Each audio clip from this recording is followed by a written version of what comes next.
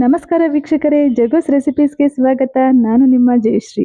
Friends, ಇವತ್ತಿನ recipe chicken leg ಪೀಸ್ನ ಬಳಸ್ಕೊಂಡು ನಾನಿಲ್ಲಿ ಕಬಾಬ್ ಮಾಡ್ತಾ ಇದ್ದೀನಿ. ಈ ಕಬಾಬ್ ತುಂಬಾ ರುಚಿಯಾಗಿರುತ್ತೆ. ಮಕ್ಕಳಂತೂ ತುಂಬಾ ಇಷ್ಟಪಟ್ಟು ತಿಂತಾರೆ. ಸಂಡೇ ಟೈಮಲ್ಲಿ ಮಾಡ್ಕೊಡೋದ್ರಿಂದ ಮಕ್ಕಳು ಇಷ್ಟಪಟ್ಟು ತಿಂತಾರೆ. ಒಂದ್ಸರಿ ನಿಮ್ಮ ಮನೆಯಲ್ಲಿ ಟ್ರೈ ಮಾಡಿ ನೋಡಿ ಹೇಗಿತ್ತು ಅಂತ ಕಮೆಂಟಲ್ಲಿ ತಿಳಿಸಿ. ಮೊದಲಿಗೆ ನಾನಿಲ್ಲಿ ಕಬಾಬ್ ಮಾಡೋದಕ್ಕೆ ಒಂದು 6 ಲೆಗ್ ಪೀಸ್ಗಳನ್ನು ತರಿಸ್ಕೊಂಡಿದ್ದೀನಿ.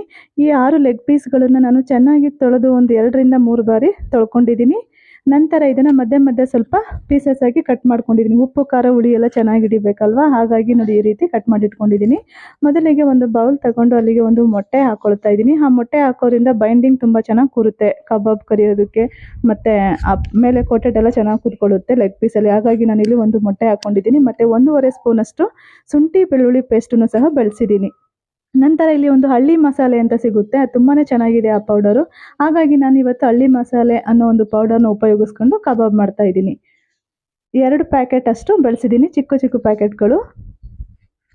6 ಲೆಗ್ ಪೀಸ್ಗಳಿಗೂ ಸಹ ನೋಡಿ ಇದೇ ರೀತಿಯಾಗಿ ನಾನು ಈ ಮಸಾಲೆ ಎಲ್ಲ ಚೆನ್ನಾಗಿ ಹಿಡಿಬೇಕು, ಉಪ್ಪು ಖಾರ ಹುಳಿ ಎಲ್ಲ ಚೆನ್ನಾಗಿ ಹಿಡಿಲಿ ಅಂತ ಹೇಳಿ ನಾನು ಕೈಯಲ್ಲೇ ನೋಡಿ ಈ ರೀತಿ ಎಲ್ಲ ಕಲಿಸ್ಕೊಂಡು ನೀಟಾಗಿ ಅಪ್ಲೈ ಮಾಡ್ತಾ ಇದ್ದೀನಿ.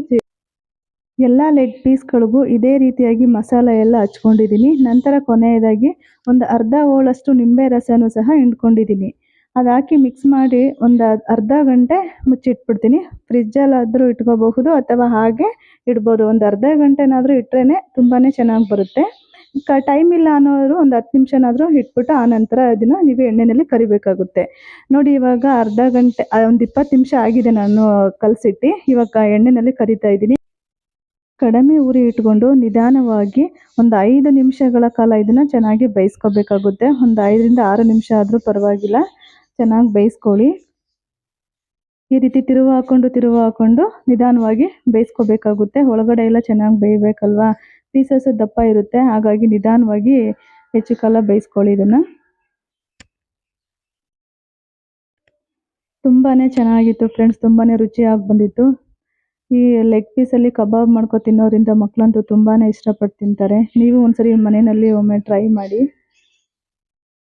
ನೋಡಿ. ಇವಾಗ ಬೆಂದಿದ್ದಾಗಿದೆ, ನಾನು ತೆಗಿತಾ ಇದ್ದೀನಿ. ಈ ರೀತಿಯಾಗಿ ಎಲ್ಲ ಲೆಗ್ ಪೀಸ್ಗಳನ್ನು ಇದೇ ರೀತಿಯಾಗಿ ಕರ್ಕೊಳ್ತೀನಿ. ತುಂಬಾ ರುಚಿಯಾಗಿ ಬಂದಿತ್ತು. ಈ ಕಬಾಬ್ ಯಾರಿಗೆಲ್ಲ ಇಷ್ಟ ಆಯಿತು ಪ್ಲೀಸ್ ಒಂದು ಲೈಕ್ ಮಾಡಿ, ಶೇರ್ ಮಾಡಿ, ಕಮೆಂಟ್ ಮಾಡಿ. ಜಗೋಸ್ ರೆಸಿಪೀಸ್ ಚಾನಲನ್ನು ಸಬ್ಸ್ಕ್ರೈಬ್ ಮಾಡ್ಕೊಳ್ಳಿ.